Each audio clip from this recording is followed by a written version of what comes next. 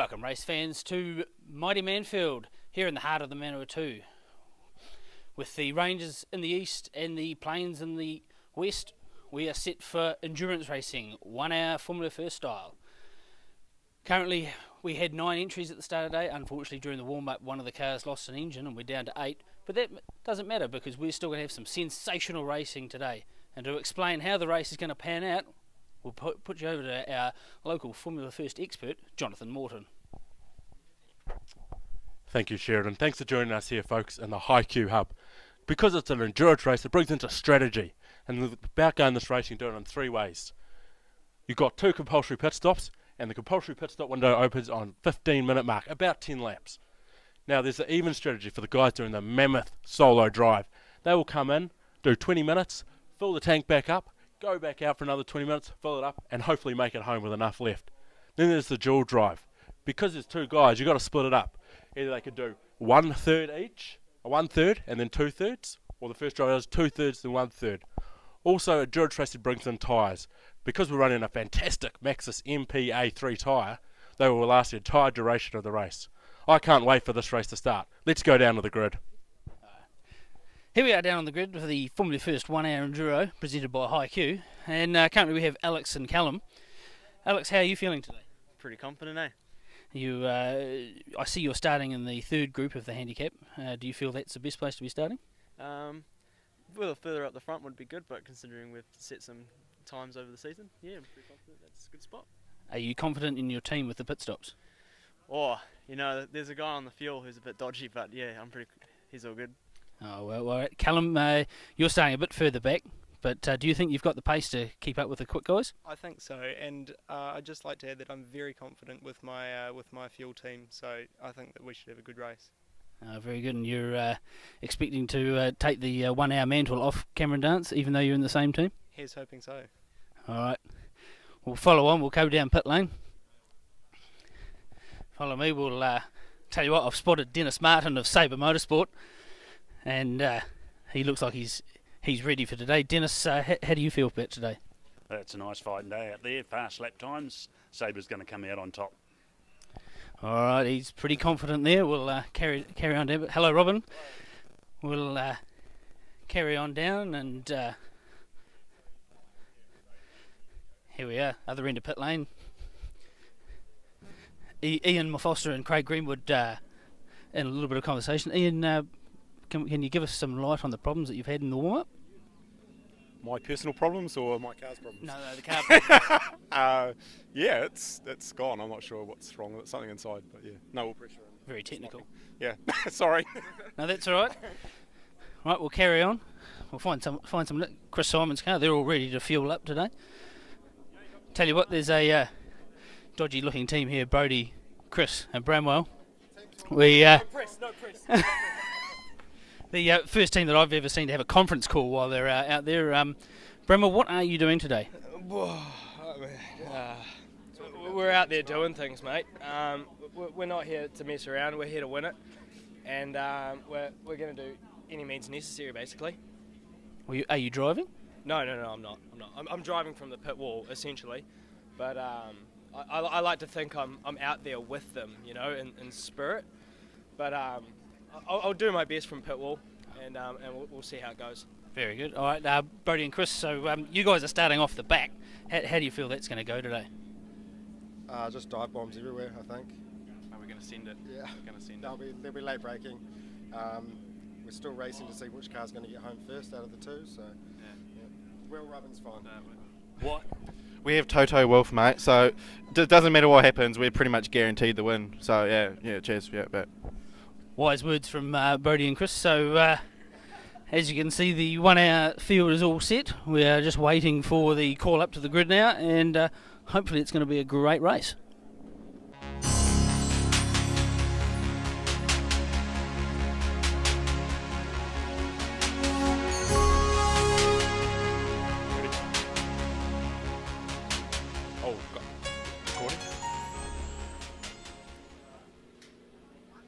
We're here at mighty Manfield Circuit to aim on for the Formula First 1 hour Grand Prix.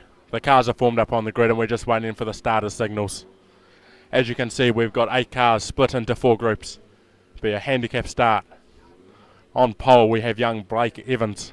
This is his first time in this class. Be interesting to see how he gets on and whether he can cope with an hour-long distance. Be a challenge for all the drivers out there. Just seems to be a slight delay here, but I'm sure we'll be underway soon. We were just trying to find the New Zealand flag for the ceremonious start of the 1 hour Grand Prix, brought to you by HiQ Plastic Components.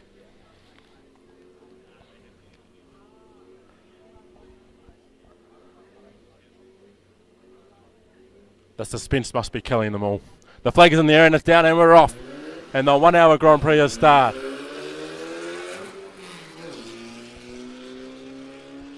And next away will be the first of our dual drive competitors, Rhys Hendelcox and Sam Fletcher in the 64 Fletcher machine. And he's off on his hour-long journey. Next we have our biggest group. It contains the McDonald's sabre of Alex Hawley, the defending champion of this 1 hour race, Cameron Dance, and Ron Carter driving the David Scammell machine. And they are off as well. Good luck, boys.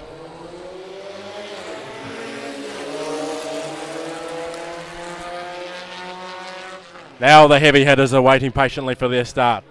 First up we'll have Callum Crawley off by himself, and he's away. And 15 seconds behind us, the duo of McConkey and Simons in each other's cars. And they're all off. It's green flags here. Way we go for a 1 hour of fantastic Formula First motor racing. Here we have Sam Fletcher coming in for his first pit stop. He pulls up to the mark nicely. We've got 1993 Formula First National Championship Dom Colassi on the fuel stop here. Because they don't have a dry brake, they are turning off the engine. And the fueling system is underway. I can't see. No, Rhys Hendelcox is still standing, so he will. Sam Fletcher will be doing the second stint of the race. Sabre Motorsport look like they're setting up. I think they're awaiting the 53 machine of Cameron Dance. There's certainly a lot of activity down in the pits at the moment. And into the pit lane comes Dance. Oh, we've had a bit of a spill here on the 64 machine. As Dom gets the cap back on, they're all ready to go. And into the box comes the 53 machine of Cameron Dance. He's on his marks, the strap's on, the fuel is in, it's flowing, flowing, flowing, and he's gone. Go, go, go, go, go. Fantastic pit stop. Into the pits comes Brody McConkey in the Chris Simons car, and he's stopped. Once again, no dry brake system in this, so they are having to turn the engine off. They're putting into fuel, and it's in, and the refueling process is underway. Not sure if they've got all the taps open yet, as Callum Crawley goes past out on track to take the lead of the race. Time's ticking away. Brody's looking frustrated in the car, but the crew's doing all they can to get him out as fast as possible. Taking a lot of fuel. Oh, we found the vent at the top. We're underway. That's what happens when you get a national champion race driver to try and do a fuel stop. They cannot handle the pressure. Oh, and now there's fuel everywhere. Drama here in the pits. They're mopping it up. Can they get the car fired? It won't fire, it won't fire. Give them a push, boys, give them a push.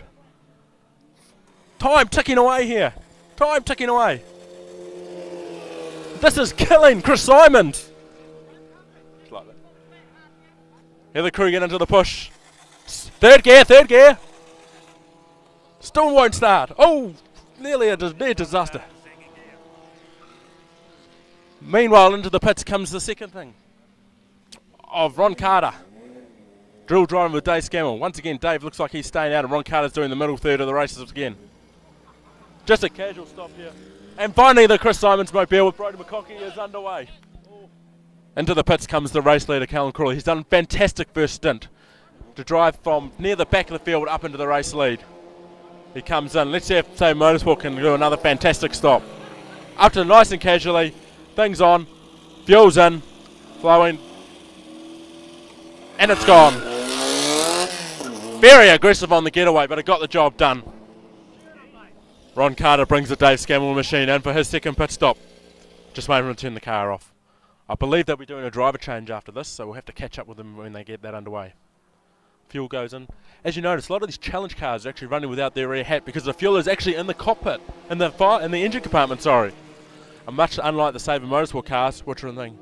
Out on the track we have drama is Chris Simons, or is it Brodie McConkey in the Simons car, slowing on the Pepsi. Hopefully he can make it back to the pits. It is not looking very positive.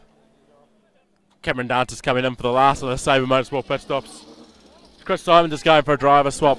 Here comes Cameron Dance from the lead of the race, stopping. Fuel's in, a little bit of fuel, which were not too bad, into first gear. And off.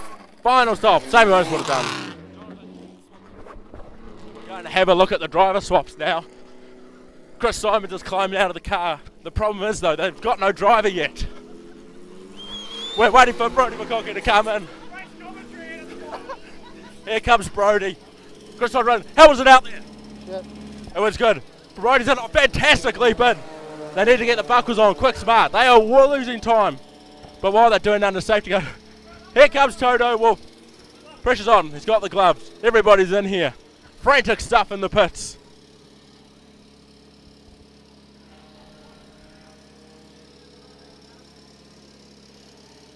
They're just getting all the buckles in now. Gloves are going on. The driver should have been more prepared, really. Tightening up the belts. He should be fast now that he's back into a familiar car. Car that he's campaigned for 3 seasons now and taken 3 NZ in. He's ready to go. Can he beat the safety car? He can't find a gear. And he's off. How was that? You look like you're a bit worked up. He can't talk. That's so emotional.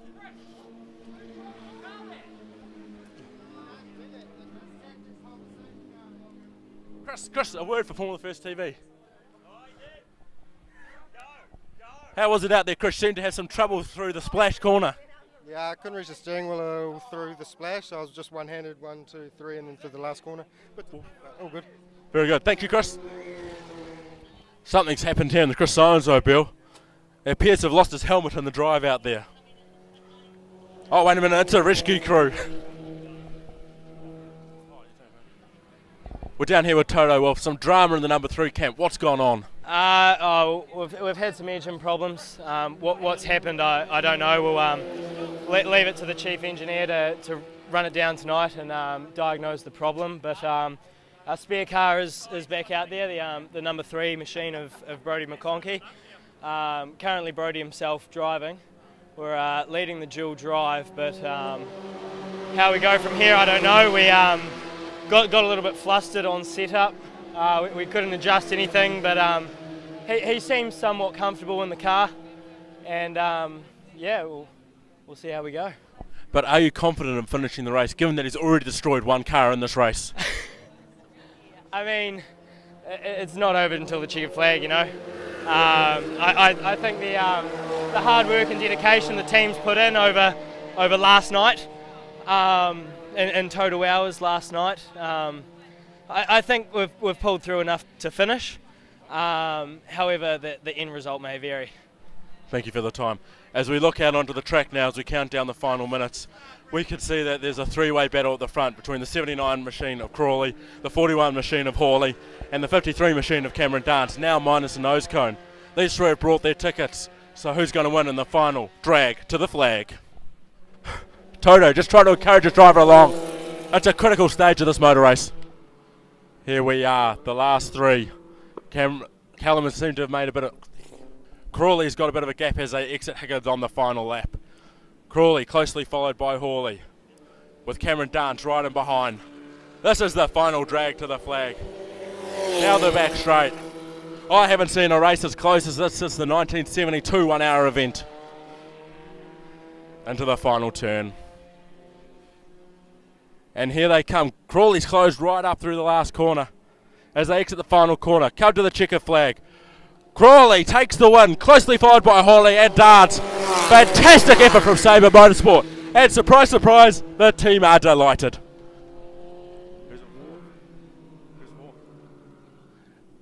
And comes line and Reece Hendelcock's driving the same between.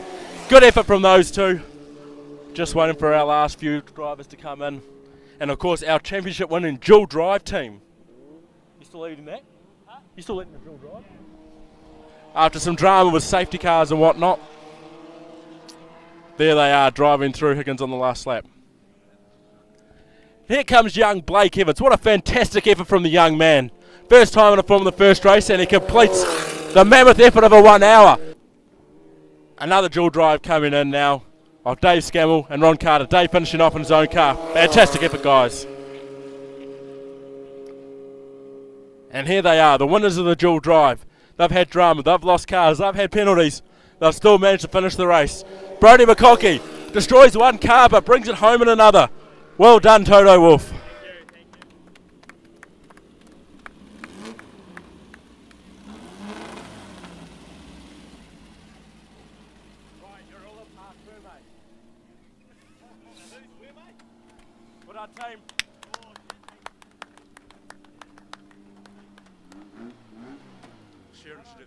And after a fantastic 1 hour Formula First race, here we have the 1, 2, 3 from Sabre Motorsport. And in fact, while the drivers are getting ready, we'll just get a small mention from Dennis Martin, team manager. You must be very happy with this.